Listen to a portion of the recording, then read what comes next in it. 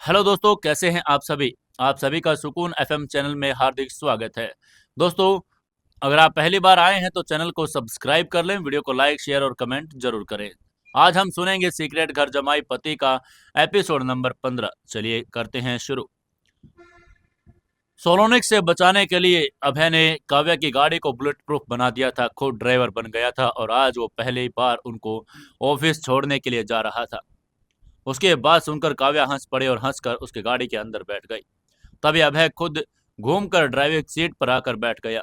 उसने अपना वही साधारण सा सफेद शर्ट और पैंट पहना था, लेकिन उसकी शर्ट के ठीक नीचे वो केलर वेस्ट कसी थी। उसकी कमर में वो साइलेंसर लगी पिस्तौल छिपी थी। तभी काव्या ने हैरानी से पूछा, अरे हमारे ड्राइवर श्याम काका कहाँ गए? तुम क्यों ड्राइव कर रहे हो अभय? तुम्हारे सीने में दर्द होगा। आगे से अभय ने एक बहुत ही मीठा झूठ बोलकर गाड़ी स्टार्ट करके कहा, श्याम काका छुट्टी पर है काव्या, और वैसे भी मेरे इतनी खूबसूरत और आयरन लेडी बीवी आज इतने दिनों बाद ऑफिस जा रही है, तो मैंने सोचा कि उसके ऑफिस तक छोड़ने का हक सिर्फ और सिर्फ मुझे होना चाहिए। रही बात दर्द की, तो तुम्हारे साथ रहने में मुझे कोई दर्द नहीं होता। काव्या का दिल इस बात से भर आया। उसने धीरे से मुस्कुरा कर कहा, तुम सच में पागल हो अब है। इसके बाद गाड़ी फार्म हाउस के भारी लोहे के गेट से बाहर निकली। दिल्ली की उस भागती दौड़ती ट्रैफिक वाली सड़क पर आ गई। काव्या गाड़ी की खिड़की से बाहर देख रही थी। वो खुली हवा, वो शहर की रौनक उसे बहुत अच्छी लग रही थी। वो बिल्कुल बेफिक्र थी। उसे लग रहा था कि उसकी जिंदगी अब बिल्कुल नॉर्मल और सेफ है। लेकिन उसे इस बात का बिल्कुल अंदाजा नहीं था कि उसकी ओडी गाड़ी के ठीक आगे चलने वाली वो रिलायंस कुरियर की सफेद रंग की वैन कोई कुरियर वैन नहीं थी। उसके अंदर पाशा और उसके 4 भारी हथियारों से लैस कमांडो थे, जो रास्ता क्लियर कर रहे थे। काव्या की गाड़ी के ठीक पीछे चलने वाली वो पीले रंग की टैक्सी कोई टैक्सी नहीं थी। उसमें रंगा और उसके जो स्नाइपर बैठे थे, पीछे आने वाले हर खतरे को नजर रखे हुए थे। यहाँ तक कि सड़क के दोनों तरफ चलने वाले जो बाइकर्स थे, वो भी रायचंद एम्पायर के अंडरकवर शूटर थे, जिन्होंने पूरी ओडी गाड़ी को एक अदृश्य घेरे में कैद कर लिया था। अभय ड्राइविंग सीट पर बहुत ही रिलैक्स होकर स्टीयरिंग संभाल रहा था, लेकिन उसकी वो तेज और खूंखार आंखें बार बार रियर व्यू मिरर और साइड मिरर्स में हर एक गाड़ी, हर एक इंसान को स्कैन कर रही थी। उसका एक हाथ गियर पर था और दूसरा हाथ पिस्तौल के बड़ा करीब। तभी मल्होत्रा इंडस्ट्री की वो गगनचुंबी बिल्डिंग सामने आ गई। गाड़ी ऑफिस के मेन पोर्च से जाकर रुकी। काव्या के आते ही ऑफिस के सारे एम्प्लॉयज और स्टाफ ने तालियां बजाकर अपनी सीईओ का स्वागत किया। काव्या के चेहरे पर एक विजयी और गर्व भरी मुस्कान आ गई। उसे लग रहा था कि उसने अपनी मेहनत अभय के लीगल दिमाग की एक कंपनी बचा ली। अभय गाड़ी से उतरा। उसने काव्या को ऑफिस के गेट तक छोड़ा। तभी काव्या ने ऑफिस के गेट पर मुड़कर बहुत ही प्यार से अभय की आंखों में देखकर कहा, थैंक यू अभय, तुम्हारे बिना मैं आज यहाँ नहीं होती। उसकी ये बात सुनकर अभय ने मुस्कुरा कर कहा, मेरा तो वजूद ही तुमसे है काव्या। तुम जाओ और अपना एम्पायर संभालो। मैं शाम को तुम्हें पिक करने आऊंगा। उसकी ये बात सुनकर आगे से काव्या ने हाथ हिलाया और पूरे कॉन्फिडेंस के साथ मल्होत्रा इंडस्ट्री के उन कांच के दरवाजों के अंदर दाखिल हो गई। उसके अंदर जाते ही वो रिसेप्शनिस्ट, वो फीमेल पीआर मैनेजर्स और वो लेडी सिक्योरिटी गार्ड्स, जो असल में रायचंद की एक्स कमांडोज थी, तुरंत एक साई की तरह काव्या के आसपास तैनात हो गई। अब काव्या पूरी तरह से महफूज थी। वहीं काव्या की आंखों से ओझल होते ही अभय के चेहरे पर वो मीठी प्यारी और पति वाली मुस्कान एक झटके में गायब हो गई। उसकी जगह एक सर्द खौफनाक प्रलयंकारी हैवानियत ने ले ली थी, जिसे देखकर वहां के गुजरने वाले आम लोग भी एक पल के लिए डर कर पीछे हट गए। अभय ने अपने कान में लगा एक बहुत ही छोटा अदृश्य ब्लूटूथ ईयरपीस ऑन किया। अभय की वो खुरदरी अंडरवर्ल्ड के डॉन वाली आवाज गूंजी, सिकंदर। दूसरी तरफ से सिकंदर की आवाज आई, जी छोटे मालिक, काव्या मैडम पूरी तरह से हमारे घेरे में है। बिल्डिंग का चप्पा चप्पा हमारी नजर में है। वो पास की एक बिल्डिंग के छत से स्नाइपर लिए तैनात था। उसकी ये बात सुनते ही अभय ने अपनी ओड़ी का दरवाजा खोला और अंदर बैठ गया। उसकी आंखों में अब खून की वो प्यास धधक रही थी, जिसे 15 दिनों से दबा कर रखा गया था। अभय ने गाड़ी का इंजन स्टार्ट किया और एक ऐसी खौफनाक दहाड़ मारकर कहा, काव्या अब सुरक्षित है सिकंदर। उसकी ये दहाड़ सुनकर बड़े से बड़े तूफान का ऐलान था। तभी अभय ने आगे कहा, अब वक्त आ गया है छुप छुपाकर खेल खेलने पर खेल खत्म करने का। मेरी पसलियां जुड़ चुकी है। मेरी ताकत वापस आ चुकी है और अब मैं उन रशियन कुत्तों का इंतजार नहीं करूंगा। तुम बस मुझे इतना बताओ, अलेक्जेंडर सोलोनिक, नैना और आदमखोर डैनियल दिल्ली के किस बिल में छुपे हैं? आज रात शिकार उनके पास खुद चलकर जाएगा। लेकिन आगे से सिकंदर ने एक खौफनाक रिपोर्ट देकर कहा, छोटे मालिक, हमारे रडार में एक हलचल पकड़ी है। हरियाणा के बॉर्डर पर एक पुरानी रशियन फैक्ट्री में कुछ मूवमेंट हुई है। उसकी ये बात सुनकर अभय के होठों पर एक कयामत की मुस्कान आ गई। अभय ने अपने ओडी को एक भयंकर रफ्तार के साथ सड़क पर मोड़कर कहा, अपनी गाड़ियां स्टार्ट करो सिकंदर। आज रात हम अलेक्जेंडर सोलोनिक का वो अंडरग्राउंड बंकर उसकी कब्र में बदल देंगे। कार के टायरों की एक भयंकर चीख के साथ अभय रायचंद की वो काली ओडी दिल्ली के उस भीड़ भाड़ वाली सड़क से एक तूफान की तरह गायब हो गई। एक तरफ काव्या मल्होत्रा अपनी कंपनी के साफ सुथरे और चमकदार कैबिन में बैठकर अपनी कारपोरेट जंग जीत रही थी। दूसरी तरफ उसका पति, उसका रक्षक, अंडरवर्ल्ड का उस सबसे बड़ा दरिंदा, दुनिया के सबसे खौफनाक रशियन माफियाओं से खून की होली खेलने के लिए मौत के उन खूनी सफर पर निकल चुका था। अब कोई फरेब नहीं, कोई छुपना नहीं, अब सिर्फ और सिर्फ खून, बारूद और एक ऐसी खौफनाक तबाही का वक्त आ चुका था जिसका अंजाम सिर्फ और सिर्फ दुश्मनों की राख के साथ ही लिखा जाना था। रायचंद एम्पायर का छोटा मालिक अब अपने पूरे खूंखार अवतार में शिकार करने निकल चुका था। दिल्ली की चमचमाती और ट्रैफिक से भरी सड़कों को पीछे छोड़कर अभय रायचंद की वो काली बुलेट प्रूफ ऑडी अब एक खौफनाक परछाई की तरह हरियाणा बॉर्डर के उन सुनसान और घुप अंधेरे रास्तों पर दौड़ रही थी। शहर की रोशनी अब पीछे छूट चुकी थी। सड़क के दोनों तरफ सिर्फ घने पेड़ और खामोश सर्द हवाएं थी। अभय ड्राइविंग सीट पर बैठा था। उसका चेहरा किसी पत्थर की तरह भावहीन था, लेकिन उसकी आंखों में धधकती हुई बदले की वो लाल आग उस अंधेरे में भी साफ महसूस की जा सकती थी। उसकी रगों में दौड़ रहा वो एड्रेनलिन का नशा अब उसके सीने के उस भयंकर दर्द को पूरी तरह से दबा चुका था। उसकी पसलियां अभी भी पूरी तरह से जुड़ी नहीं थी, लेकिन काव्या की वो मासूम मुस्कान, उस पर हुए हमले की वो खौफनाक याद अभय के लिए दुनिया के हर दर्द की सबसे बड़ी दवा बन चुकी थी। तभी उसकी ओडी कार के पीछे पीछे बिना हेडलाइट्स जलाए काले रंग की 6 बख्तरबंद गाड़ियां आकर जुड़ गई। ये सिकंदर पाशा रंगा काल की वो हंटर टीम थी जो मौत का पैगाम लेकर अपने छोटे मालिक के साथ आखिरी शिकार पर निकली थी। अभय ने अपने कान में लगे ब्लूटूथ पर उंगली रखकर कहा, सिकंदर, लोकेशन कंफर्म करो। दूसरी तरफ से सिकंदर ने फौजी अनुशासन में कत्लेआम का जोश दिखाया और अपनी नशीली आवाज में कहा, छोटे मालिक, लोकेशन कंफर्म है। हम हरियाणा बॉर्डर के उस पुराने इंडस्ट्रियल एरिया में पहुंच चुके हैं। सामने जो बंद पड़ी केमिकल फैक्ट्री दिख रही है वही रशियन माफिया का सेफ हाउस है। बाहर से देखने पर यह सिर्फ खंडर है, लेकिन इसके नीचे एक न्यूक्लियर प्रूफ बंकर बना है। तभी आगे से अभय ने गाड़ी की रफ्तार को धीमा करके पूछा, रशियन चूहों की सिक्योरिटी क्या है?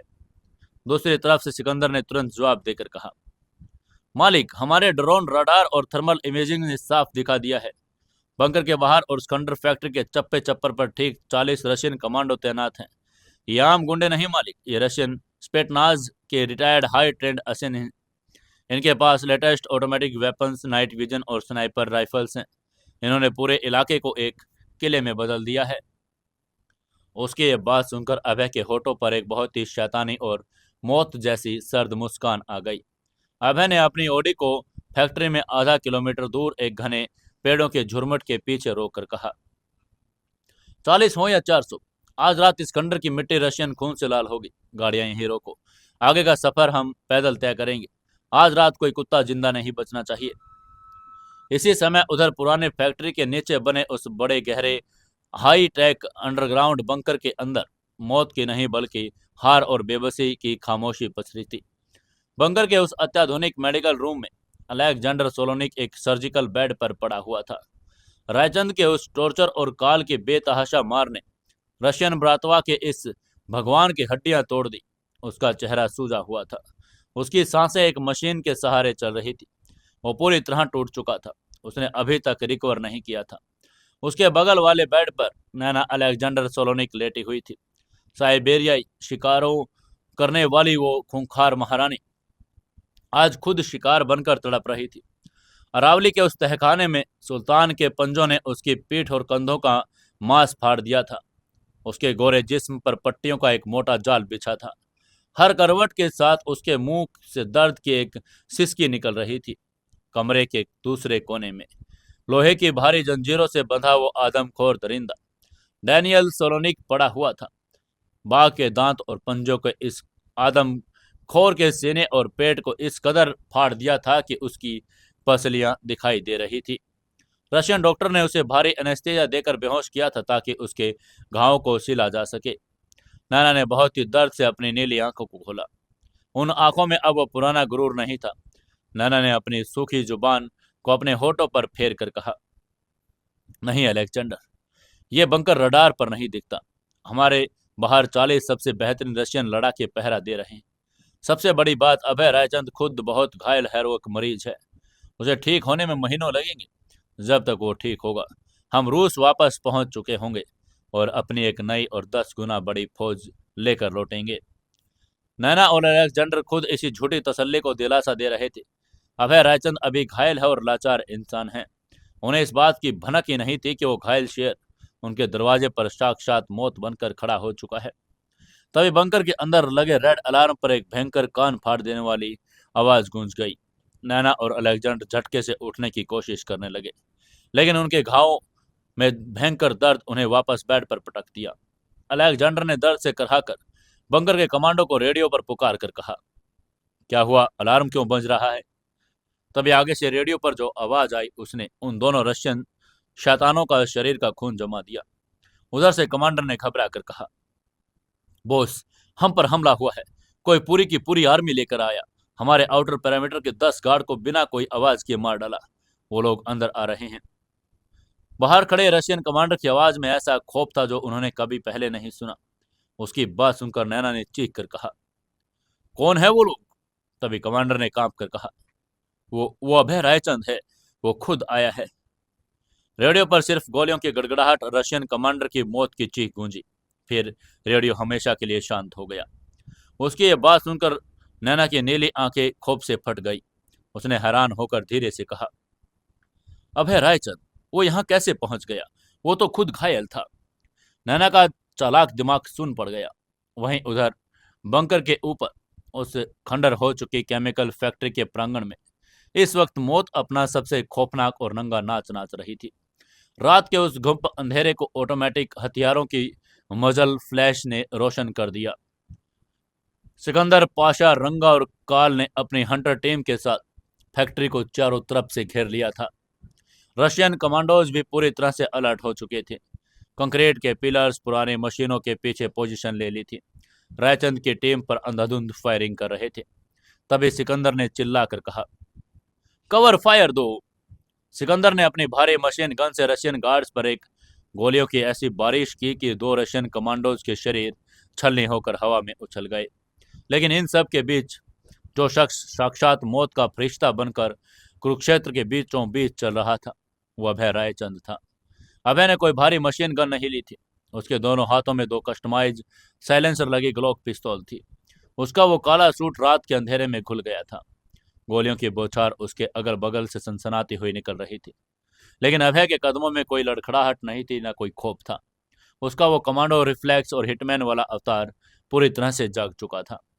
सामने से 3 रशियन कमांडोज ने एक साथ अभय पर अपनी असोल्ट राइफल तानी, लेकिन इससे पहले वो ट्रिगर दबा पाते, अभय बिजली की रफ्तार से फर्श पर स्लिप हुआ।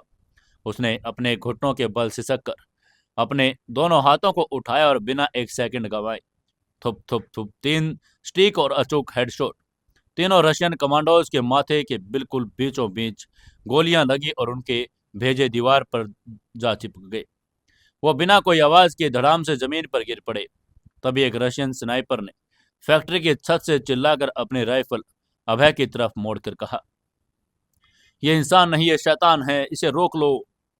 लेकिन इससे पहले कि वो स्नाइपर अभय के अपने स्कोप में ले पाता, अंधेरे में छिपे काल ने अपना थ्रोइंग नाइफ इतनी भयंकर ताकत से फेंका कि उस स्नाइपर के गले के आर पार हो गया। स्नाइपर छत से नीचे गिरकर मौत के खून में बहा गया। तभी पाशा ने पागलों की तरह हंसकर 2 हैंड ग्रेनेड रशियन कमांडो के एक बंकर की तरफ फेंक कर कहा, आज रात कोई नहीं बचेगा। धमाकों से कंक्रीट के चीथड़े और रशियन गार्ड्स के अंगों के टुकड़े हवा में उड़ने लगे। 40 रशियन स्प्रिंटर्स जो किसी भी देश की सेना से भिड़ सकते थे, वो अभय रायचंद की इस वहशी और प्रलयंकारी गुस्से के आगे गाजर मूली की तरह काटे जा रहे थे। अभय का सीना उस भयंकर फिजिकल मूवमेंट की वजह से दर्द से फट रहा था। उसके टांके दर्द कर रहे थे, पसीना उसकी आंखों में आ रहा था, लेकिन उसके दिमाग में सिर्फ और सिर्फ काव्या का वो खून से लथपथ चेहरा घूम रहा था। वो खून का एक एक कतरा अभय को एक जानवर में तब्दील कर रहा था। एक रशियन कमांडो जिसका हथियार खाली हो चुका था, भारी लोहे का पाइप लेकर अभय की तरफ पीछे से दौड़ा और चिल्लाया। अभय ने बिना मुड़े अपने कान से उसकी आहट को पहचान लिया। उसने अपने पिस्तौल के होल्स्टर में डाला। जैसे वो रशियन उसके करीब आया, अभय ने बिजली से तेजी से मुड़कर रशियन के हाथों को पकड़ा और उसे मरोड़ा। उसके लोहे की पाइप छीनकर उसके घुटनों पर पूरी ताकत से दे मारी। रशियन गार्ड दर्द से चीखता हुआ घुटनों के बल गिरा। अभय ने कोई रहम नहीं दिखाया। उसने अपने जूते से उस रशियन की छाती पर एक जोरदार लात मारी और अपनी पिस्तौल निकालकर उसके सीने में लगातार 4 गोलियां उतार दी। रशियन खून से फैक्ट्री पर उपरा प्रांगण अब एक तालाब बना दिया था। महज 20 मिनट के अंदर वो 40 के 40 रशियन कमांडो जो सोलोनिक की सुरक्षा की सबसे बड़ी दीवार थी, वो सब मौत के घाट उतारे जा चुके थे। तभी सिकंदर ने हाँप कर अपने खून से सनी मशीन गन को नीचे करके कहा, रास्ता साफ है छोटे मालिक। आगे से अभय ने उस धुएं के गुबार को चीरकर अपने काले सूट में एक मौत के फरिश्ते की तरह उस अंडरग्राउंड बंकर के भारी स्टील के दरवाजे के सामने आकर खड़ा हो गया। अभय ने एक बहुत सर्द और खौफनाक आवाज में कहा, इस दरवाजे को उड़ा दो सिकंदर। मुझे वो तीनों रशियन कुत्ते इसी बंकर के अंदर जिंदा जले हुए चाहिए। पाशा और रंगा तुरंत आगे आए। उन्होंने सीप और एक्सप्लोजिव लगाना शुरू किया। वहीं इधर ऊपर हो रहे भयंकर धमाके और गोलियों की गूंज बंकर के अंदर पहुंच रही थी। मेडिकल रूम के अंदर नैना, सोलोनिक, अलेक्जेंडर की धड़कनें बेकाबू हो गई थी। उन दोनों ने सिक्योरिटी कैमरों के मॉनिटर्स पर जो लाइव तमाशा देखा, उसने उनके गुरूर को पूरी तरह चकनाचूर कर दिया। नैना ने अपनी आंखों से देखा कैसे अभय रायचंद, वो इंसान जिसे घायल और कमजोर पति समझ रहे थे, वो किसी हैवान की तरह उनके सबसे बेहतरीन 40 कमांडो को अकेले ही मौत की नींद सुला रहा था। नैना का पूरा शरीर कांपने लगा। साइबेरिया के शेरों को मारने वाली वो औरत आज एक इंसान के खौफ से थर थर कांप रही थी। उसने कांप कर कहा, वो इंसान नहीं अलेक्जेंडर, वो हमें जिंदा नहीं छोड़ेगा। उसके उसके आदमियों ने हमारे सारे गार्ड्स को मार दिया। वो बस दरवाजा तोड़कर अंदर ही आने वाला है। सोलोनिक ने अपने दोनों हाथों से अपना चेहरा पकड़ लिया। रशियन माफिया का भगवान आज अपने ही बंकर में एक चूहे की तरह फंस चुका था। अलेक्जेंडर ने तड़प कर हाँप कर कहा, हमें हमें यहां से भागना होगा नैना। अगर वो अंदर आ गया तो हमारी खाल उधेड़ देगा। वो हमें दर्दनाक मौत देगा। नैना ने चीख कर कहा, लेकिन हम कैसे भागेंगे? हमारे शरीर टूटे हैं, डैनियल आधा मरा है, वो चल भी नहीं सकते। तभी अलेक्जेंडर ने बंकर के उस सीक्रेट रास्ते की तरफ इशारा करके कहा, इमरजेंसी टनल। इस बंकर के पीछे एक पुरानी सीवर लाइन है जो सीधे हाईवे से 3 किलोमीटर दूर एक नाले में जाकर खुलती है। वहां हमारी एक बैकअप गाड़ी हमेशा छुपी रहती है। हमें बस किसी तरह उस टनल तक पहुंचना है। उसके बाद सुनकर नैना ने तुरंत अपने दर्द को अपने खौफ के नीचे दबा लिया। जान बचाने की वो आदिम तड़प अब उनके गुरूर पर भारी पड़ रही थी। नैना अपनी जगह से उठी। उसके कंधों के टाके खिंच गए और खून उसकी शर्ट को लाल करने लगा, लेकिन उसने परवाह नहीं की। लो लड़खड़ा के एलेक्जेंडर के पास गए, उसे सहारा देकर उठाया। तभी नैना ने आदमखोर डैनियल की तरफ देखकर पूछा, डैनियल का क्या करें? डैनियल भारी एनेस्थीसिया की वजह से बेहोश था। उसका विशालकाय शरीर इस वक्त हिलने के लायक नहीं था। उसे आगे सुनकर अलेक्जेंडर ने कहा, उसे छोड़ नहीं सकते नैना, वो मेरा भाई है। अगर अभय ने उसे जिंदा पकड़ लिया, उसे तड़पा तड़पा कर मारेगा। उसे उठाओ। नैना और अलेक्जेंडर ने अपनी बची खुची सारी वहशी ताकत लगाकर दर्द से कराहकर उस भारी भरकम डायलिन को घसीटना शुरू कर दिया। तभी बंकर के भारी स्टील के दरवाजे पर एक रूह कपा देने वाला धमाका हुआ। पूरा अंडरग्राउंड बंकर उस धमाके से हिल गया। कंक्रीट की छत से मलबा गिरने लगा। लाइट्स ब्लिंक करने लगी। दरवाजा उखड़ चुका था। अभय रायचंद बंकर के अंदर दाखिल हो रहा था। अलेक्जेंडर ने पागलों की तरह चीख कर कहा, नैना जल्दी करो नैना। वो तीनों रशियन शैतान अपनी जिंदगी की भीख मांगकर खून से लथपथ हालात में उस अंधेरी और बदबूदार सीवर टनल के अंदर घुस गए। नैना ने टनल के अंदर भारी दरवाजा बंद किया और उसे लॉक कर दिया। तभी धुएं और बारूद की गंध को चीरकर अभय रायचंद अपनी पिस्तौल तानकर उस बंकर के अंदर दाखिल हुआ। उसने पीछे सिकंदर पाशा, रंगा काल भी अंदर आए।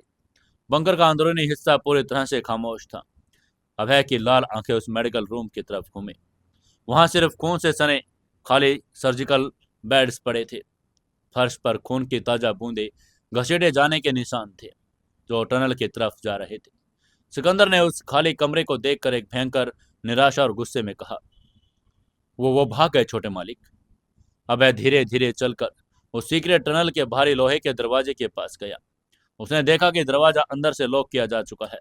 उसे तोड़ने में घंटे लग जाएंगे। उन रशियन शैतान ने 40 आदमियों की बलि चढ़ाकर अपनी जान बचा ली। वो एक बार फिर मौत के मुहाने से खिसक कर किसी अंधेरे बिल में छुपने के लिए भाग निकले थे।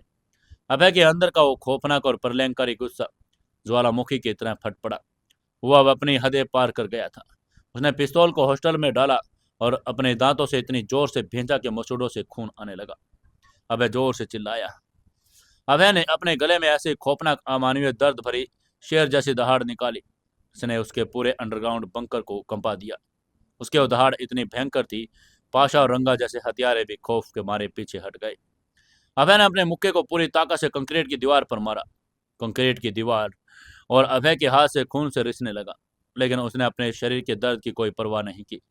उसे इस बात का दर्द था कि वो अपनी काव्या का खून बहाने वाले दरिंदे को अपने हाथों से काट नहीं पाया। अभय हाँफ रहा था। उसकी आंखें लाल अंगारों की तरह चमक रही थी। उसने हाँफ कर कहा, वो बच गए सिकंदर, वो कायर कुत्ते मुझे देखकर अपनी पूंछ दबाकर भाग गए। आगे से सिकंदर ने बहुत ही भारी और जज्बाती आवाज में कहा, छोटे मालिक, हम उन्हें ढूंढ निकालेंगे छोटे मालिक। वो घायल हैं, वो ज्यादा दूर नहीं जा सकते। अभय ने अपने खून से सनी मुट्ठी को देखा।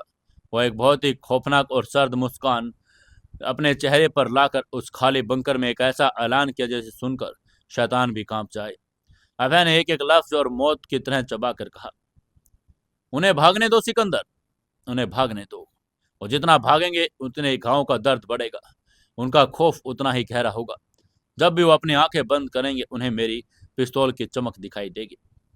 ये कहकर अभय मुड़ा और बंकर के बाहर की तरफ आने लगा। उसके बाद अभय ने कयामत का वो आखिरी फरमान सुनाकर कहा, अलेक्जेंडर सोलेनिक, नैना और डैनियल, आज से वो तीनों जहां भी जाएंगे मौत उनका साया बनकर चलेगी।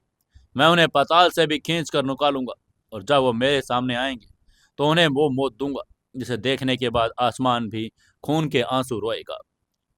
ये अभय रायचंद का अपनी पत्नी के खून से किया हुआ वादा है। कयामत की वो रात खत्म हो चुकी थी। 40 रशियन कमांडो का खून उस खंडर की मिट्टी में जब्त हो चुका था, लेकिन जंग अभी खत्म नहीं हुई थी। अलेक्जेंडर सोलोनिक अपनी जान बचाकर भाग तो गया, लेकिन उसने अपने पीछे एक ऐसा खूंखार दरिंदा छोड़ दिया जो अब रुकने वाला नहीं था। काव्या का प्यार अभी भी फार्म हाउस में सुकून की नींद सो रहा था, लेकिन उसका रक्षक अब पूरी दुनिया को शमशान में बदलने की कसम खा चुका था। अंडरवर्ल्ड का सबसे खौफनाक और प्रलयंकारी महासंग्राम अब अपने आखिरी और सबसे विभत्स अंजाम की तरफ बढ़ चुका था, जहां सिर्फ और सिर्फ मौत ही कहानी का फैसला करने वाली थी।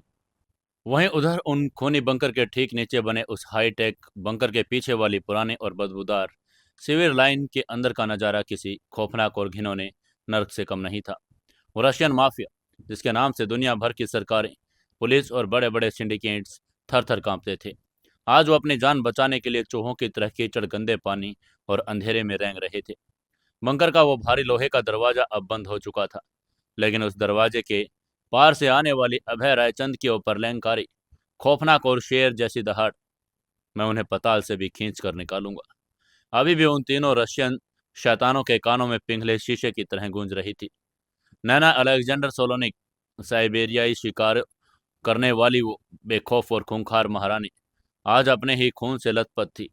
उसके हर एक कदम के साथ उसके घावों से खून की मोटी धारें निकलकर उस गंदे सीवर के पानी में मिल रही थी।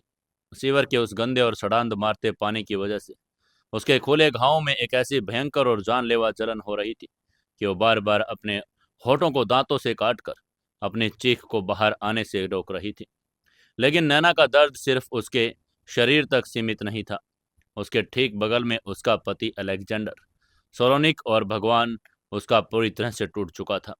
वो अपने पैरों से चल भी नहीं पा रहा था। नैना ने उसके हाथ को अपने गले में डाला था और उसे सहारा देकर घसीट कर बाहर निकाला था। डैनियल, जिसने अपने नुकीले दांत से रायचंद के 20 कमांडो और उस खूंखार बाघ को मार गिराया था, वो भी इस महासंग्राम के मौत के मुंह आने पर पहुंच चुका था।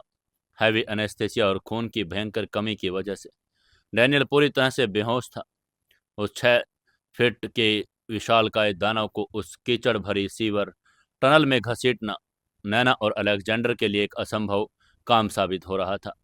अलेक्जेंडर सोलोनिक ने खांस कर और गंदे पानी में लड़खड़ाते हुए कहा, नैना छोड़ दो उसे, डैनियल मर चुका है, वो सिर्फ एक भारी बोझ है।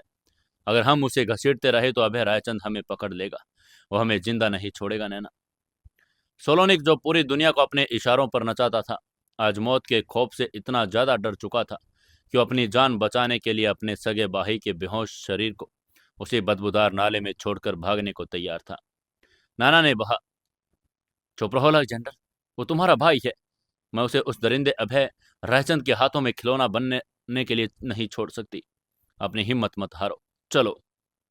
नाना ने अपनी बची खुची वहशी ताकत लगा दी। उसके टांटे टूट गए, कंधे से मांस लटक रहा था, लेकिन उसने डैनियल के एक हाथ को पकड़ा और उसे कीचड़ में घसीटना शुरू कर दिया। यह सफर उनकी जिंदगी का सबसे अपमानजनक, दर्दनाक और कायरता से भरा सफर था। वो माफिया डॉन आज अपनी जान की भीख मांगते हुए डर के मारे बार बार पीछे मुड़कर देख रहे थे। कहीं अभय रायचंद उस टनल का दरवाजा तोड़कर उनके पीछे तो नहीं आ गया। हर एक चूहे की आहट, पानी की हर एक बूंद के गिरने की आवाज पर उनकी रूह कांप जाती थी। करीब 1 घंटे की उस विभत्स, घुटन भरी और दर्दनाक जद्दोजहद के बाद सीवर लाइन का वो अंधेरा रास्ता खत्म हुआ। वो टनल हाईवे से करीब 3 किलोमीटर दूर एक सुनसान और गंदे नाले के पास जाकर खुलती थी। बाहर ठंडी और ताजी हवा ने उनके फेफड़ों को थोड़ी राहत दी। नाले के ठीक बाहर घनी झाड़ियों के बीच रशियन सिंडिकेट की वो सीक्रेट बैकअप कार, एक बिना नंबर प्लेट की टोयोटा लैंड क्रूजर, छुपी हुई खड़ी थी। ये गाड़ी हमेशा किसी भी इमरजेंसी के लिए यहाँ तैयार रखी जाती थी। नाना ने जैसे ही वो गाड़ी देखी, उसके होठों पर एक बहुत ही सूखी, खौफनाक मुस्कान आ गई। नाना ने हाँप कर कहा, हम बच गए। ये कहते हुए उसने अलेक्जेंडर को सहारा देकर गाड़ी की पिछली सीट पर लेटाया और फिर अपनी पूरी ताकत लगाकर उस बेहोश और भारी भरकम डैनियल को गाड़ी के पीछे बूट स्पेस में ढकेल दिया। नैना खुद ड्राइविंग सीट पर बैठी। उसके खून से सने हाथों ने स्टीयरिंग व्हील को पकड़ा। उसने गाड़ी का इंजन स्टार्ट किया। तब अलेक्जेंडर ने दर्द से कराह कर पूछा, हम कहाँ जा रहे हैं नैना? हमारे पास ना कोई फौज है, ना कोई हथियार। हम सीधे एयरपोर्ट भी नहीं जा सकते। अभय रायचंद ने जरूर अपने प्राइवेट स्नाइपर्स कमांडोज दिल्ली के हर रास्ते पर लगा दिए होंगे। आगे से नैना ने गहरी सांस ली। उसका दिमाग अब खौफ से बाहर निकलकर अपने चालाकी पर वापस आ रहा था।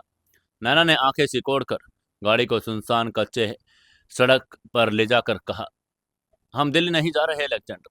अभय रायचंद को लगता है उस शहर का भगवान है, लेकिन वो भूल गया। रशियन बर्तावा की जड़ें इंडिया में ऐसे ऐसे अंधेरे कोनों में फैली है जहां रायचंद का नाम तो क्या, उसकी परछाई भी नहीं पहुंच सकती। तभी अलेक्जेंडर ने खांस कर पूछा, तो फिर कहाँ? नाना ने नाम लिया, जिसे सुनकर अलेक्जेंडर की आंखों में एक उम्मीद चमक आई। उसने धीरे से कहा, मुस्तफाबाद। मुस्तफाबाद दिल्ली और हरियाणा के बॉर्डर पर एक बसा, बहुत घनी आबादी वाला, संकरी गली और भूल भुलैया जैसा इलाका, जिसे बाहर से देखने पर सिर्फ एक आम बस्ती और सलम माना जाता, लेकिन अंडरवर्ल्ड की दुनिया में मुस्तफाबाद एक साक्षात अभेद्य किला था। इस पूरी बस्ती पर, यहाँ की हवा पर, यहाँ के पानी पर और यहाँ के लोगों की सांसों पर सिर्फ एक इंसान का राज चलता था, हाजी हबीब खान। हाजी हबीब खान कोई सड़क छाप गुंडा नहीं था। वो मुस्तफाबाद का खूंखार और बेरहम बादशाह था, जिसने धर्म, समाज और अपनी खौफनाक ताकत का इस्तेमाल करके उस पूरे इलाके को अपनी जागीर बना लिया था। बाहर की दुनिया के लिए हाजी एक बहुत बड़ा समाज सेवक, एक रहनुमा था और एक मसीहा था। मुस्तफाबाद का बच्चा बच्चा, वहाँ की औरतें, बुजुर्ग हाजी के लिए अपनी जान दे सकते थे, किसी की जान ले भी सकते थे। लेकिन उस मसीहा वाले नकाब के पीछे हबीब खान अपने स्मगलिंग, ड्रग्स के इंटरनेशनल सिंडिकेट और इंटरनेशनल माफियाओं को इंडिया में सेफ पैकेज देने का बहुत बड़ा खिलाड़ी था। हाजी की इजाज़त के बिना मुस्तफाबाद की उन संकरी और भूलो भुलैया जैसी गलियों में देश की पुलिस, एसटीएफ और मिलिट्री का घुसना नामुमकिन था, क्योंकि हाजी जब भी घिरता था वो अपनी बस्ती की हजारों औरत, बच्चों और बुजुर्गों को अपनी ढाल बना लेता था। सबसे बड़ी बात, हाजी हबीब खान अलेक्जेंडर सोलोनिक का सबसे वफादार और खास आदमी था। रशियन हथियारों और ड्रग्स की जितनी भी खेप इंडिया में आती, वो सब हाजी के मुस्तफाद वाले नेटवर्क से बढ़ती थी। हाजी अपनी अकूल दौलत और सत्ता के लिए सोलोनिक का कर्जदार था। वहीं नैना के मुंह से मुस्तफाबाद का नाम सुनकर अलेक्जेंडर ने हाँप कर कहा, हाजी हबीब, हाँ वो मेरा कुत्ता वफादार है। उसकी वो बस्ती एक ऐसी जगह है जहाँ योगेश रायचंद, उसका वो घमंडी बेटा अभय कभी नहीं हथियार चला पाएंगे। हाजी अपने बच्चों और औरतों को ढाल बना देगा। आगे से नैना ने गाड़ी की रफ्तार बढ़ाकर कहा, बिल्कुल, हमें बस मुस्तफाद की सरहदों के अंदर दाखिल होना है। उसके बाद हाजी के लोग और उसके वो अंधे भगत हमारी हिफाजत करेंगे। हाजी के प्राइवेट अंडरग्राउंड क्लिनिक में हम अपना इलाज करवाएंगे और फिर उसी के स्मगलिंग नेटवर्क के जरिए हम इंडिया से हमेशा के लिए बाहर निकल जाएंगे। नैना ने गाड़ी को हाईवे से उतारकर उन कच्चे और अंधेरे रास्तों की तरफ मोड़ दिया जो सीधे मुस्तफाद की तरफ जाते थे। उनके जिस्मों से खून बह रहा था। वो दर्द से तड़प रहे थे, लेकिन मुस्तफाबाद पहुंचने की वो उम्मीद उनके कायर और खौफजदा दिलों की एक नई हिम्मत दे रही थी। उन्हें लग रहा था कि वो रायचंद के उस तूफान से बच निकले हैं। करीब 1.5 घंटे के उस दर्दनाक और डर भरे सफर के बाद वो काली लैंड क्रूजर मुस्तफाद के बाहरी इलाके में दाखिल हुई। रात के इस पहर में मुस्तफाद की वो संकरी गलियां पूरी तरह सोई नहीं थी। जगह जगह पर अलाव जल रहे थे। हाजी हबीब खान के हथियारबंद आदमी पहरा दे रहे थे। जैसे ही नैना की गाड़ी मुस्तफाद के मुख्य लोहे के गेट की बस्ती पर एंट्रेंस के पास पहुंची, दर्जनों हथियारबंद आदमियों ने उनकी गाड़ी को घेर लिया। अपनी बंदूकें तान ली और दाढ़ी वाले भारी भरकम गार्ड ने चिल्लाकर कहा, कौन है वे, गाड़ी रोक। आगे से नैना ने बड़ी मुश्किल से गाड़ी का शीशा नीचे किया। उसका खून से सना और डरावना चेहरा देखकर गार्ड एक पल पीछे हट गया। तभी नैना ने कांपती और सर्द आवाज में अंग्रेजी में कहा, हाजी को खबर करो, उसे कहो कि रशियन आका अलेक्जेंडर सोलोनिक आए हैं। हाजी को कहो कि दरवाजा खोलो, वरना मैं तुम्हारी पूरी बस्ती को राख कर दूंगी। रशियन बॉस सोलोनिक का नाम सुनते ही गार्ड के पसीने छूट गए। उन्होंने तुरंत हाजी हबीब खान को वायरलेस पर खबर की। कुछ ही मिनटों में वो भारी लोहे का गेट खोल दिया गया। गाड़ी मुस्तफाबाद की उन संकरी और भूल भुलैया जैसी गलियों से होती बस्ती के बिल्कुल बीचों बीच हाजी हबीब खान की उस बेहद विशाल किलेनुमा हवेली के पोर्च में जाकर रुकी। हवेली के बाहर हाजी हबीब खान और 25 हथियारबंद गार्ड्स ने साथ को खड़ा था। हाजी हबीब खान एक लंबा, चौड़ा और 60 साल का इंसान था। उसकी सफेद दाढ़ी, आंखों में सुरमा, सिर पर सफेद टोपी और एक सफेद रंग का पठानी सूट। उसने एक बहुत ही पवित्र इंसान का लुक दिया, लेकिन उसकी आंखों में जो मक्कारी और चालाकी थी वो किसी लोमड़ी से कम नहीं थी। गाड़ी के रुकते ही हाजी के गार्ड्स ने दरवाजे खोले। जैसे ही हाजी हबीब खान ने अलेक्जेंडर सोलोनिक, नैना और उस आदमखोर डैनियल की हालत देखी तो उसके पैरों तले की जमीन खिसक गई। रशियन भ्रातवा का वो खौफनाक भगवान जिसके नाम से अमेरिका और यूरोप कांपते थे, आज वो एक भिखारी की तरह खून से लथपथ, टूटी हुई हड्डियों के साथ उनकी हवेली के फर्श पर गिर पड़ा था।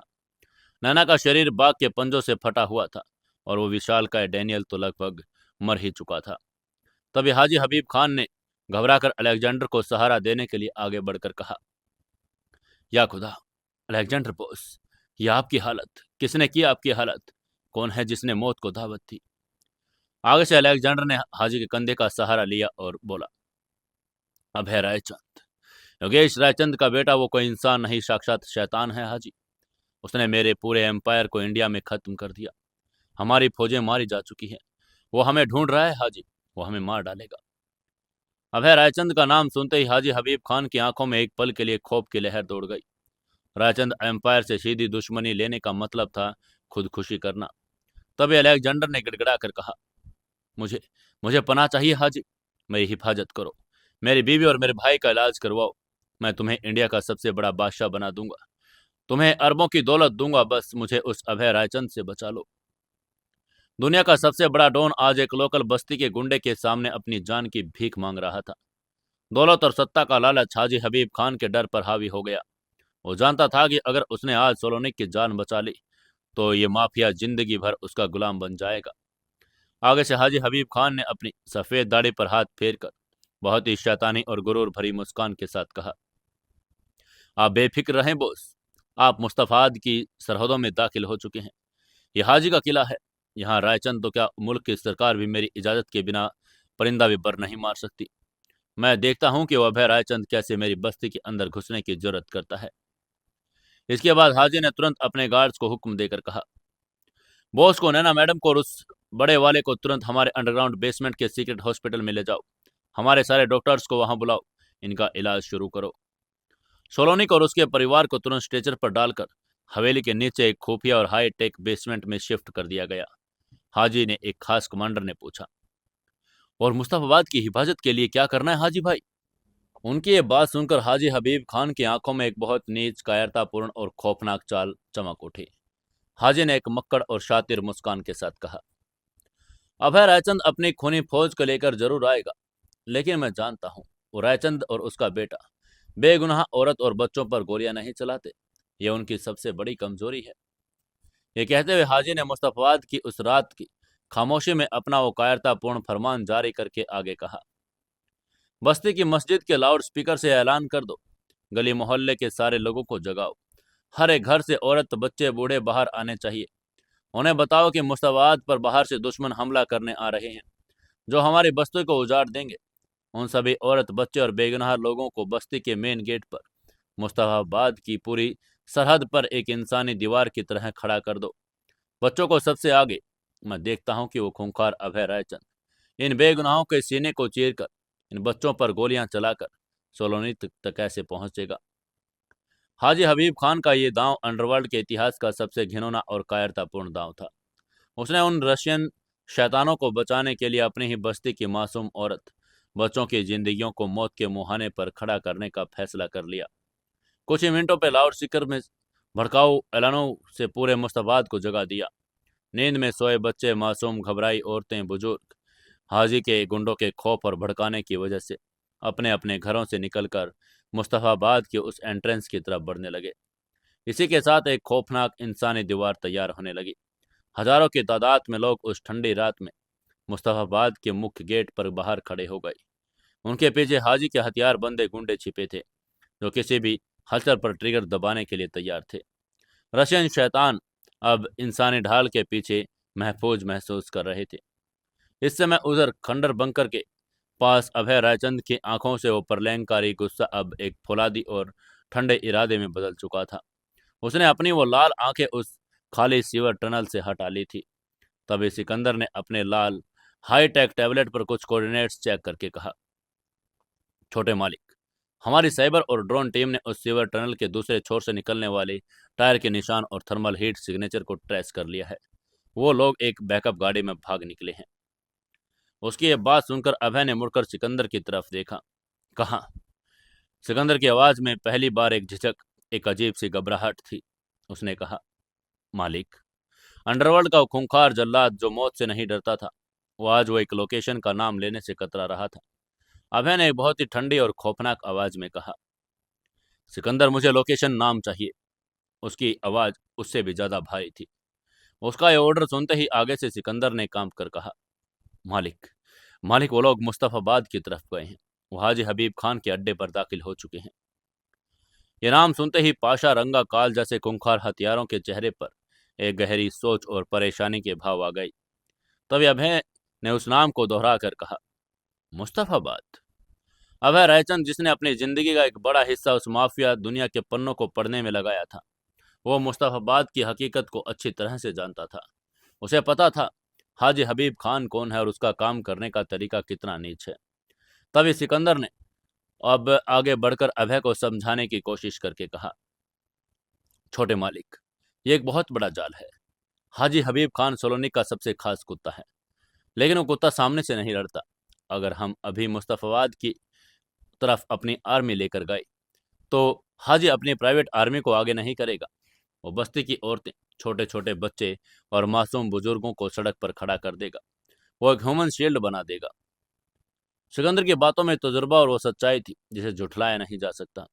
उसने अपनी बात को आगे बढ़ाकर कहा, मालिक, हम 40 रशियन कमांडोज को तो मार सकते हैं, हम किसी दुश्मन के चिथड़े उड़ा सकते हैं, लेकिन हम बेगुनाह बच्चे और औरतों पर गोलियां कैसे चलाएंगे? रायचंद एम्पायर का ये उसूल कभी नहीं रहा कि बेगुनाहों का खून बहाएं। हाजी उसी उसूल का फायदा उठा रहा है। अगर हमने वहां हमला किया तो सैकड़ों मासूम मारे जाएंगे। अगर हम रुक गए तो सोलोनिक बच जाएगा। सिकंदर ने गहरी सांस लेकर अपनी सलाह देकर आगे कहा, हमें अभी वापस लौटना चाहिए छोटे मालिक। हमें और कोई रास्ता, सीक्रेट ऑपरेशन सोचना होगा। हम इस तरह सामने से मुस्तफाबाद के अंदर नहीं घुस सकते। वहां मौजूद हर एक कमांडर सिकंदर की बात से सहमत था। वो कातिल जरूर थे, लेकिन वो बच्चों के हथियारे नहीं थे।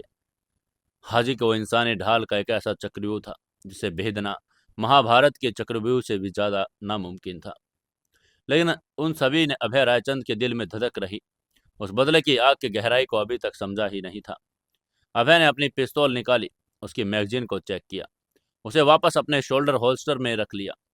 उसने अपनी वो खूनी, लाल और परलैंकारी आंखें सिकंदर पर टिका कर कहा, सिकंदर, मेरी काव्या ने जब सीने पर गोली खाई थी तब वो भी बेगुनाह थी।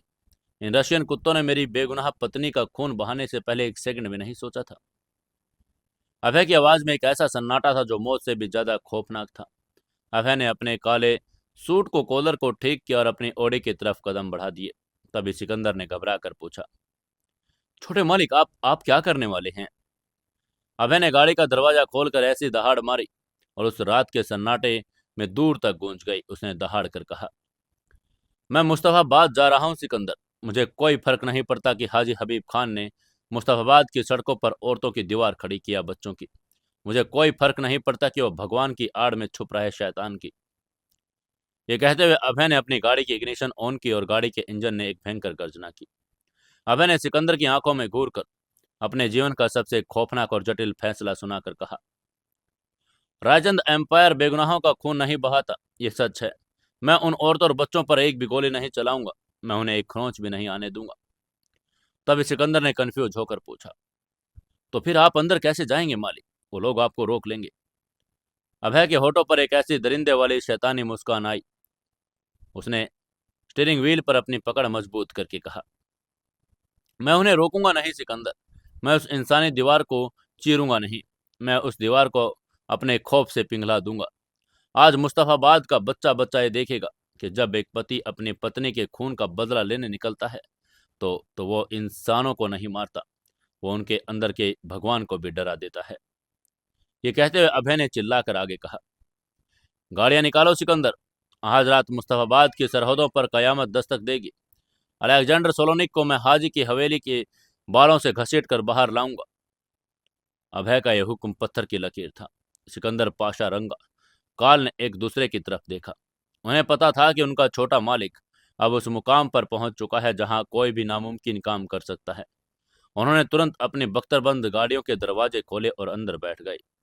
रायचंद एम्पायर का वो खौफनाक और मौत का काफिला सायरन और हूटर बजाते हुए मुस्तफाबाद की उस अभेद्य और विवाहित सरहद की तरफ एक तूफान की तरह दौड़ पड़ा। रात के 3 बज चुके थे। मुस्तफाबाद के मेन गेट के बाहर का नज़ारा ऐसा था जिसे देखकर किसी भी आम इंसान या पुलिस वाले की हिम्मत जवाब दे जाए। सड़क पूरी तरह से ब्लॉक थी। करीब 2000 से ज़्यादा लोग उस ठंडी रात में सड़क के बीचों बीच एक विशाल और अजय इंसानी दीवार की तरह खड़े थे। सबसे आगे कतारों में 8 से 12 साल के छोटे मासूम बच्चे, जिनकी आंखों में नींद और डर था। उनके पीछे बुर्कों और साड़ियों में लिपटी औरतें जो अपने बच्चों को कसकर पकड़े थी। उन औरतों के पीछे बुजुर्ग और हाजी हबीब खान के वो कट्टर दिमागी तौर पर अंधे भक्त खड़े थे। इन बेगुनाह लोगों की भीड़ के बिल्कुल पीछे, जहां वो नजर नहीं आ रहे थे, हाजी के सैकड़ों हथियारबंद गुंडे AK-47 और देसी कट्टे के साथ मौजूद थे।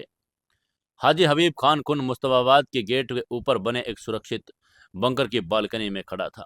उसके हाथ में एक माइक था। उसके चेहरे पर एक बहुत ही नीच, मक्कड़ और विजयी मुस्कान थी। उसे लग रहा था कि उसने एक ऐसी चाल चल दी जिसकी दुनिया में कोई तोड़ नहीं। तभी दूर सड़क के अंधेरे से एक के बाद एक कई चमचमाती हुई हेडलाइट्स नजर आने शुरू हुई। टायरों की कान फाड़ देने वाली आवाज, भयंकर गर्जना के साथ काले रंग के मॉन्स्टर्स यानी बख्तरबंद गाड़ियां मुस्तफाबाद की तरफ तेजी से बढ़ रही थी। भीड़ में खड़े लोगों की सांसें अटक गई। बच्चों ने डर के मारे अपनी माओ का कसकर हाथ पकड़ लिया। सबसे आगे वो काली ओडी थी। उसके पीछे रायचंद एम्पायर की 6 SUV गाड़ियां। गाड़ियों का काफिला उस भीड़ से महज 50 मीटर की दूरी पर आकर एक भयंकर झटके और ब्रेक के साथ रुक गया। धूल का एक बड़ा गुबार हवा में उड़ गया। पूरे इलाके में एक ऐसा खौफनाक सन्नाटा छा गया कि सिर्फ गाड़ियों के गर्म इंजन की टिक टिक और लोगों के धड़कनों की आवाज़ें सुनी जा सकती थी। सिकंदर पाशा रंगा काल अपनी गाड़ियों से बाहर निकले। उनके हाथों में मशीन गन थी, लेकिन उन्होंने अपनी बंदूकों के बैरल नीचे की तरफ रखे। वो जानते थे कि सामने बेगुनाह बच्चे और औरतें हैं। हाजी हबीब खान ने बालकनी से नज़ारा देखा। वो पागलों की तरह हंसने लगा। हाजी की वो कड़वी और लाउड स्पीकर पर गूंजती आवाज़ पूरे इलाके में फैल गई। उसने जोर से हंसकर कहा, आओ आओ अब है चंद, आओ अंडरवर्ल्ड के नए भगवान, तुम्हारा स्वागत है मुस्तफाबाद में। हाजी ने अपने लोगों को भड़काने के लिए माइक पर चीखना कर शुरू करके कहा, देखो मुस्तफाबाद वालों, देखो इस जालिम को। ये वो अभय रायचंद है जो हमारी बस्ती को उजाड़ने आया है। ये हमारे मेहमानों को मारने आया है। क्या तुम इसे अपनी बस्ती में कदम रखने दोगे? तभी हाजी के पीछे छुपे हुए कुछ गुंडों और अंधभक्तों की भीड़ ने चिल्लाकर जवाब देकर कहा, नहीं, बिल्कुल नहीं। औरतें और बच्चों की दीवार और भी ज्यादा मजबूत हो गई। वो अपनी जान देने के लिए तैयार थे, लेकिन वो रास्ता नहीं छोड़ने वाले थे। हाजी हबीब खान ने एक बहुत ही घमंडी आवाज में कहा, देखा अभय रायचंद, यहाँ का परिंदा भी मेरी इजाजत के बिना पर नहीं मारता। ये लोग मेरे बिना अपनी जान दे देंगे। तुम कितनी गोलियां चलाओगे? तुम कितने बच्चों को मारोगे? अगर तुम में हिम्मत है तो इन बच्चों के सीने पर अपनी वो पिस्तौल चला कर दिखाओ। चलाओ गोली, मैं भी देखूं कि योगेश रायचंद का बेटा कितना बड़ा दरिंदा है। हाजी अपनी नीच चाल पर बड़ा फक्र महसूस कर रहा था। वो अभय के उसूल और उसकी इंसानियत को ब्लैकमेल कर रहा था। सबकी नजरें उस काली ओडी पर टिकी थी। कुछ सेकंड तक ओडी का दरवाजा ही नहीं खुला और फिर धीमी गति से ओडी का दरवाजा खुला। एक ब्लैक बिस्पोक सूट में लिपटा हुआ, खून से सनी पट्टियां बांधे, आंखों में मौत का साक्षात खोप लिए अभय रायचंद गाड़ी से बाहर निकला। वो उस 2000 लोगों की भीड़ के बिल्कुल सामने आकर खड़ा हो गया। उसके चेहरे पर कोई घबराहट नहीं थी, कोई उलझन नहीं, हाजी की धमकियों का कोई डर नहीं। वो एक पत्थर की मूर्ति की तरह सख्त और सर्द था। भीड़ में खड़ी औरतें उस शख्स के खौफनाक और प्रलयंकारी ओरा को महसूस कर सकती थी। एक अजीब सी दहशत उनके दिलों में बैठ रही थी। अभय ने अपनी नजरें उठाकर बालकनी में खड़े हाजी हबीब खान को देखा। हाजी की वो घमंडी मुस्कान अभय की उन लाल और खूनी आंखों को देखकर एक पल के लिए कांप गई। तभी अभय ने चिल्लाकर कहा, तुम इन बच्चों की आड़ में मुझे डराना चाहते हो हाजी? अभय की आवाज बिना किसी माइक के इतनी गूंजी कि इतने भारी और रूह कपा देने वाली थी कि सामने खड़ी भीड़ में एक एक इंसान के कानों तक पहुंच गई। अभय ने अपने कोट के अंदर हाथ डाला। भीड़ में एक चीख पुकार मच गई। हाजी के गुंडों ने अपनी बंदूकें तान ली। सबको लगा कि अभय अपनी पिस्तौल निकालकर फायरिंग शुरू करने वाला है। सिकंदर और पाशा ने भी तुरंत अपनी बंदूकें उठा ली, लेकिन अभय ने कोई पिस्तौल नहीं निकाली। उसने अपनी जेब से वो क्यूबन सिगार निकाली जिसे उसने कुपैटो की आंख में घुसाया था। उसने उस सिगार को अपने होठों में दबाया और अपने सोने का लाइटर जलाकर उसको सुलगा लिया। सिगार को उगाड़ा धुआं रात की उस सर्द हवा में उड़ने लगा। अभय ने बहुत ही खामोश फौलादी कदमों के साथ इंसान भीड़ की तरफ चलना शुरू किया। पीछे से सिकंदर ने घबरा कर कहा, छोटे मालिक, छोटे मालिक। लेकिन अभय नहीं रुका। वो चलता हुआ बिल्कुल उस भीड़ के मुहाने पर खड़ा हो गया। उसके और सबसे आगे उस छोटे मासूम से बच्चे के बीच सिर्फ 2 फीट का फासला था। बच्चा खौफ के मारे कांप रहा था। उसकी माँ पीछे उसे खींचने की कोशिश कर रही थी। अभय ने उस बच्चे की आंखों में देखा। अभय की आंखों में वो खूनी आग अचानक एक बहुत ही शांत और गहरी समझ में बदल गई। उसने बच्चे को देखकर एक बहुत ही हल्की, इंसानियत भरी मुस्कान दी। फिर अभय ने अपनी नजर उठाई और उसे पूरी 2000 की भीड़, उन औरत बुजुर्ग और उन गुड्डों के आंखों में देखकर एक साथ कहा, मुस्तफाबाद के लोगों। अभय की आवाज ऐसी गुहार थी, एक खौफनाक चेतावनी, एक दर्द भरी हुई, जिसने वहां खड़े हर एक इंसान को अपनी जगह पर सुन कर दिया। अभय ने अपने सिगार का धुआं छोड़कर कहा, तुम्हारे इस मसीहा ने तुमसे झूठ कहा है। मैं तुम्हारी बस्ती उजाड़ने आया हूं। मैं तुम्हारी बस्ती को छूने भी नहीं आया। मैं यहाँ सिर्फ 3 लोगों के लिए आया हूँ, अलेक्जेंडर सोलोनिक, उसकी पत्नी नैना और उसका भाई डैनियल। अभय ने गहरी सांस ली। उसके सीने के टांके खींचे, लेकिन उसने अपनी आवाज को और ज्यादा भारी कर लिया। तभी भीड़ ने तरफ उसने देखकर कहा, हाजी ने तुम्हें बताया कि वो लोग उसके मेहमान हैं, लेकिन क्या हाजी ने तुम्हें बताया कि जिन मेहमानों को बचाने के लिए तुम अपने इन छोटे मासूम बच्चों को मौत के सामने ढाल बनाकर खड़े हो, वो असल में लोग कौन हैं? पूरी भीड़ में एक बेचैन खामोशी छा गई। बालकनी से अलेक्जेंडर सोलोनिक, जो हाजी के पीछे खड़ा था, उसने खौफ से चीख कर कहा, हाजी से बोलने मत दो, इसे मार दो। लेकिन हाजी के गुंडे अभय के उस खौफनाक औरे के सामने ट्रिगर दबाने की हिम्मत नहीं कर पा रहे थे। अभय ने भीड़ को संबोधित करके एक एक लफ्ज को गहराई और दर्द के साथ चबा कर कहा, वो तीनों कोई इंसान नहीं, उसने मेरी पत्नी, बेगुनाह पत्नी के सीने में गोली मारी। उन्होंने आज रात उस रावली में मेरे 40 आदमियों को मारा, गोलियों से नहीं।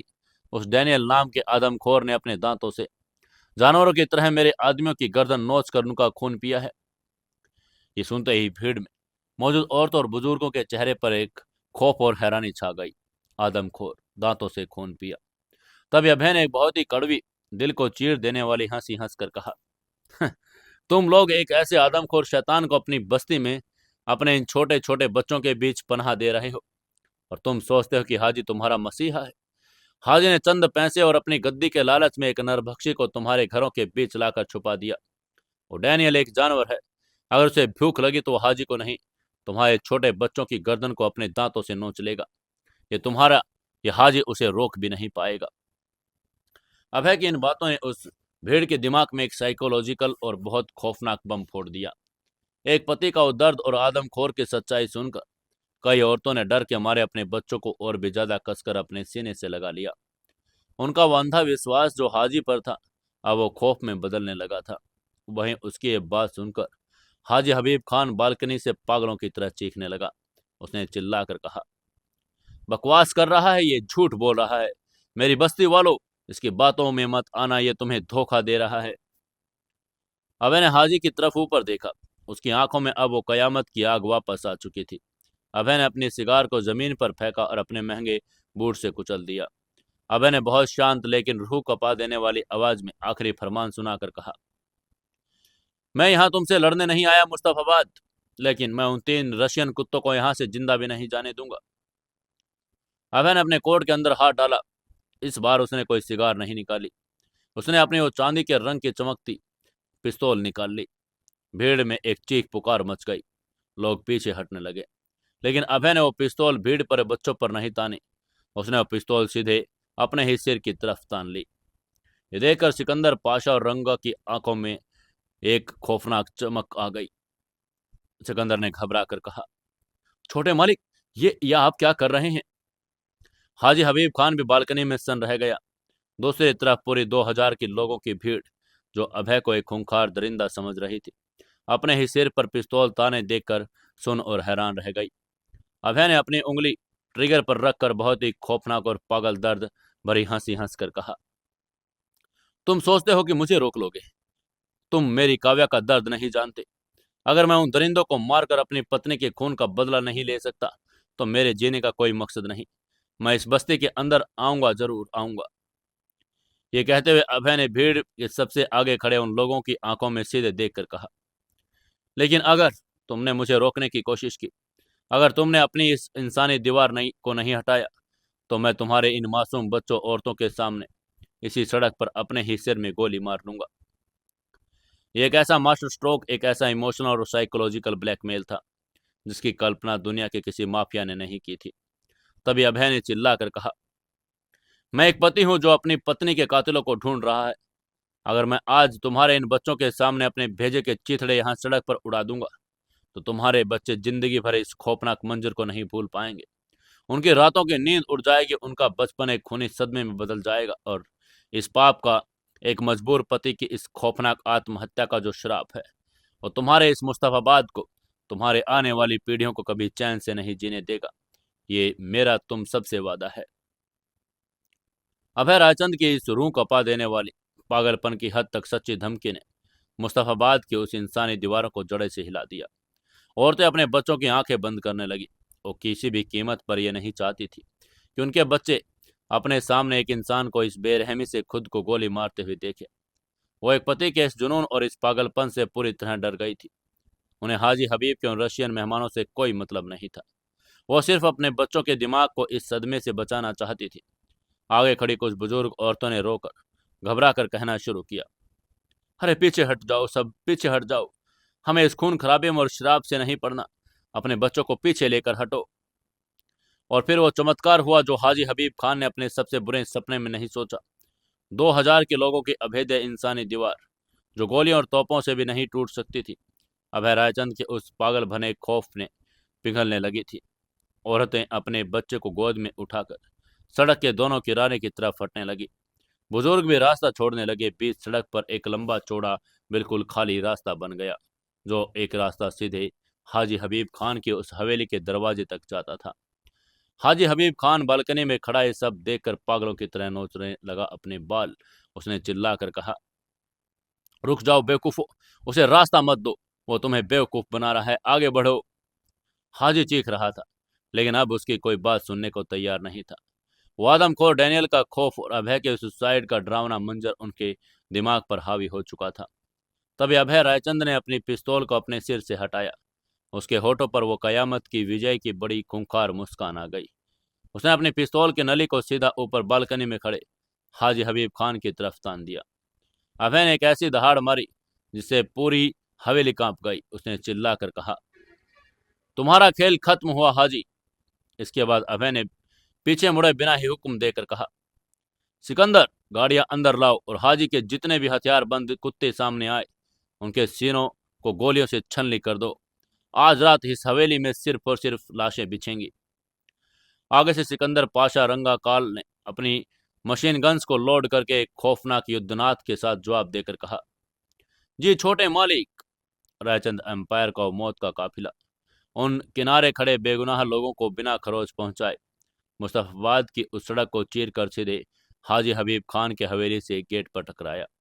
ओडी गाड़ी ने हवेली के लोहे के गेट को अपनी पूरी रफ्तार से तोड़कर जमीन पर गिरा दिया। गोलियों की बौछार शुरू हुई।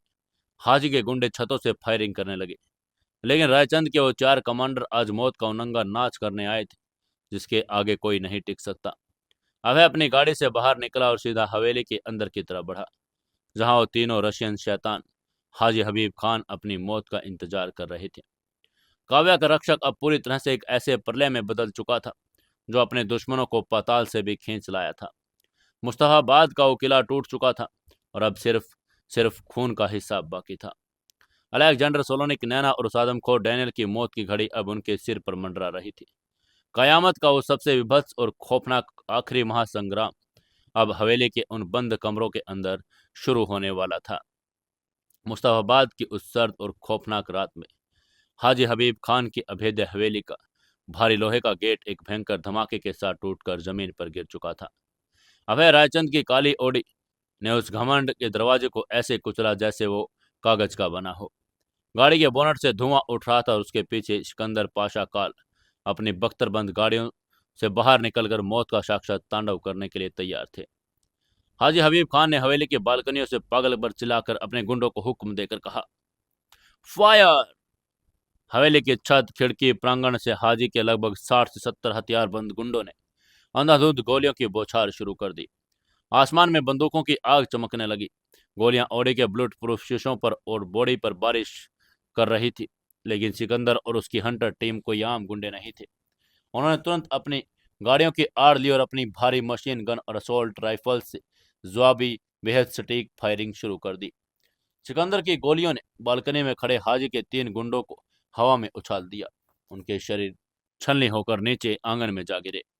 पाशा ने 2 हैंड ग्रेनेड हवेली के मुख्य दरवाजे के पास फेंके, जिससे वहां छिपे हुए गार्ड्स के चीथड़े उड़ गए। बारूद के धुएं, खून की गंध, मौत की चीखों ने मुस्तफाबाद की उस हवेली को जहन्नम बना दिया। और इस सारे खूनी खेल के बीच अभय रायचंद अपनी गाड़ी का दरवाजा खोलकर अपने उस काले कोट को उतारा और उसने गाड़ी के बोनट पर फेंक दिया। उसने सफ़ेद शर्ट के नीचे बुलेट प्रूफ जैकेट कसी थी। सीने के ताजे टांके भयंकर दर्द कर रहे थे, लेकिन एड्रेनालाइन और काव्या की सुलगती बदले की आग ने उसे एक ऐसा आदमखोर हैवान बना दिया था जिसे दर्द का अब कोई एहसास ही नहीं था। अभय के दोनों हाथों में पिस्तौल थी। उसने चलकर दोनों तरफ फायरिंग शुरू की। उसकी हर एक गोली हाजी के गुंडे के माथे के बीचों बीच लग रही थी। 4 गुंडे जो उसकी तरफ दौड़ रहे थे, पलक झपकते ही उसकी आंखों के सामने एक सुराग लिए जमीन पर पड़े थे। लेकिन अचानक अभय की दोनों मैगजीन खाली हो गई। हवेली के अंदर से हाजी हबीब खान के सबसे खूंखार, हट्टे कट्टे और हथियार से लैस 20 पर्सनल बॉडीगार्ड बाहर निकल आए। उन्होंने देखा कि अभय की बंदूक खाली है, तो उन्होंने अपनी बंदूक छोड़कर अपनी कमर से भारी तलवार, लोहे की रोड और खंजर निकाल लिए। वो अभय को जिंदा काटकर हाजी के सामने पेश करना चाहते थे। रोड और खंजर को देखकर अभय ने अपनी खाली पिस्तौल को जमीन पर फेंक दिया। उसके होठों पर बड़ी खौफनाक सर्द और प्रलयंकारी मुस्कान आई। उसने अपनी शर्ट के आस्तीन को कोहनी तक मोड़ा। अभय ने अपने दांत पीसे और अपनी गर्दन को दाएं बाएं चटका कर कहा, आज गोलियों से नहीं, आज मेरे हाथ इस रशियन और खूंखार खून से नहाएंगे। अब क्या करेगा अपना अभय? क्या अभय मार डालेगा रशियंस को, या फिर वो लोग फिर से बच जाएंगे? क्या होगा आगे की कहानी में जानने के लिए जुड़े रहिए अपने चैनल के साथ। दोस्तों, अगर आप अभी भी पहले बार आए हैं तो चैनल को सब्सक्राइब जरूर कर लें। आपको हमारे चैनल पर नई नई कहानियां देखने को मिलती रहेगी। हम जल्द ही एक कहानी शुरू करने जा रहे हैं सुबह। जो सुबह आएगी वो टाइम आप ज़रूर बताइए किस टाइम दें, और कहानी पर लाइक शेयर और कमेंट ज़रूर कर दें।